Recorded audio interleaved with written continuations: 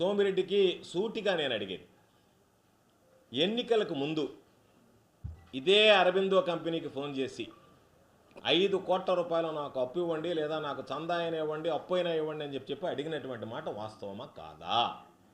నువ్వు ఏ కంపెనీని అయితే ఈరోజు విమర్శిస్తున్నావో ఆ కంపెనీ వాళ్ళకు ఫోన్ చేసి నాకు 5 కోట్ల రూపాయలు డబ్బు ఇవ్వండి అని అడిగావా లేదా? ఒకటి. ఆ తర్వాత వాళ్ళు నీకు ఫోన్ ఎత్తకపోతే నువ్వు విజయసాయిరెడ్డి గారికి ఫోన్ చేసావు. విజయసాయిరెడ్డి గారికి ఫోన్ చేసి ఏం చెప్పావు? అరబిందో వాళ్ళు నా ఫోన్ ఎత్తడం లేదు, నాకు ఒకసారి ఫోన్ చేయించండి అని చెప్పావు.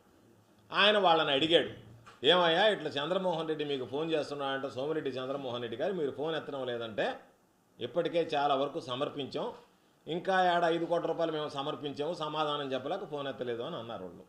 మరలా నువ్వు విజయసాయిరెడ్డికి ఫోన్ చేసావు, నువ్వు చెప్పావా వాళ్ళు ఫోన్ ఎత్తారా అని అడిగావు. వాళ్ళయ్యా నేను చెప్పాను, నువ్వేదో ఒక 5 కోట్ల రూపాయలు డబ్బులు అడిగావు